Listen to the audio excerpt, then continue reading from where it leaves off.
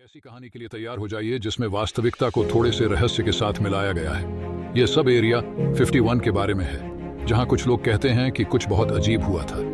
1900 के दशक के अंत में लोगों ने एरिया 51 के बारे में बहुत बातें करना शुरू कर दिया। उनके मुताबिक कुछ अजीबोगरीब घटनाएं घटने लगी थी। चांद की तेज रोशनी में एरिया 51 में काम करने वाले कुछ लोगों ने दावा किया कि उन्होंने आकाश से एक उड़न तश्तरी को आते देखा।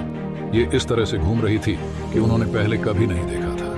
तो सैन्य लोग यह पता लगाने के लिए दौड़ पड़े कि क्या हो रहा है। कुछ ने सोचा कि यह एक गुप्त हवाई जहाज था, जबकि अन्य आश्चर्यचकित थे कि क्या यह एलियंस की वास्तविक यात्रा थी।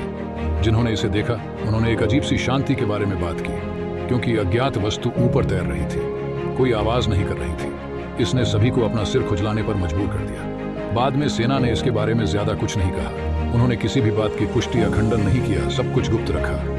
यह घटना एक बड़ा विषय बन गई।